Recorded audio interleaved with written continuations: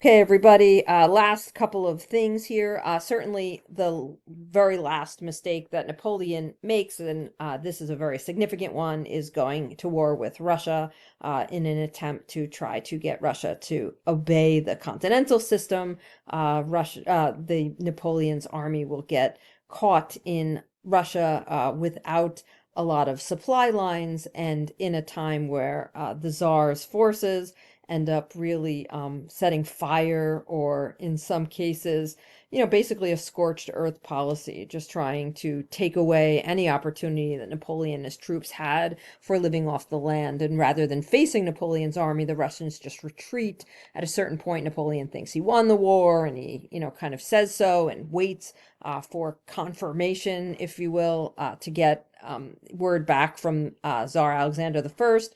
And Tsar Alexander the First just, waits him out. And then winter comes, and Napoleon realizes the disaster and then flees back to France, losing many of his men. And that really ends, for the most part, Napoleon's, military successes. That is the beginning of the end for Napoleon.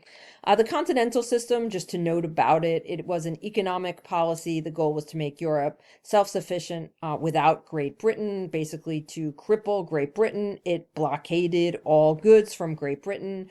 But there was a great deal of, kind of non-compliance, and Russia was selling grain, for example, to Great Britain. That caused a breakdown in the alliance between Russia and France.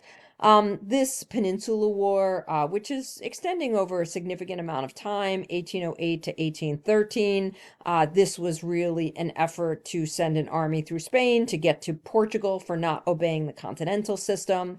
Spanish guerrillas, right? This idea of guerrilla warfare is very much like non-traditional warfare, not armies facing each other in a battle where there are rules of battle. This is much more so, fighting in the street, in some of the spaces within Spain, a very brutal, bloody war, and people in Spain become more and more and more connected to Spanish identity, and in, pushing out the folks that are Napoleon's army, right? It becomes a massive campaign.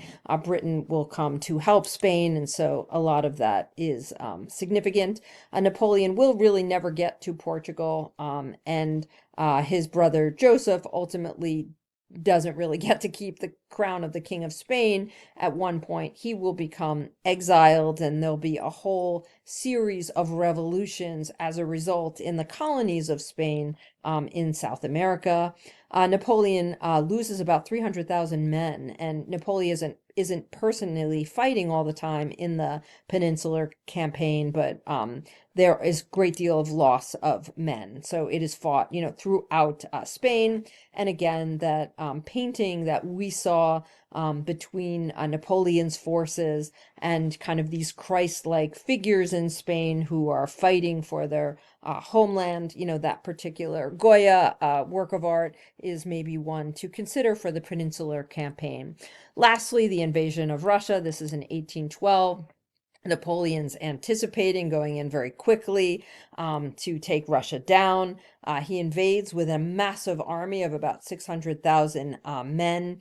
This is, toward the time where maybe there was not as many men who were loyal to Napoleon. Some of that advantage is starting to dissipate, and Napoleon is taken down, especially in the city of Moscow. Napoleon kind of bets that the Russians won't destroy their own city. It has historic legacy. Napoleon is wrong. They do, and he gets kind of stuck there. And then winter sets in, and Napoleon will never really conquer Russia. By the time he gets back to France, he has only about 10,000 men, and it is a disaster. Europe had Napoleon at his weakest, and he did decide to attack him.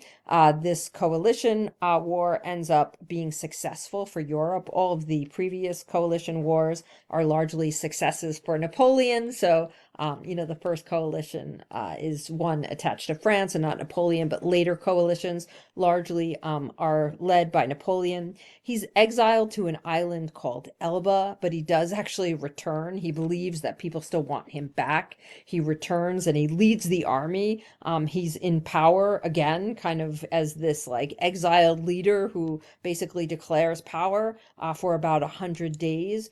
He is finally defeated in Belgium at the Battle of Waterloo, and he is taken down by General Wellington of Great Britain. And in this campaign, he is exiled again, in this case, a very, very far away island known as St. Helena.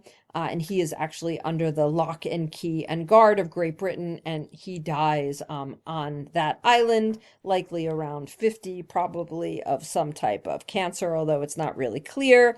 And I'm going to stop it there.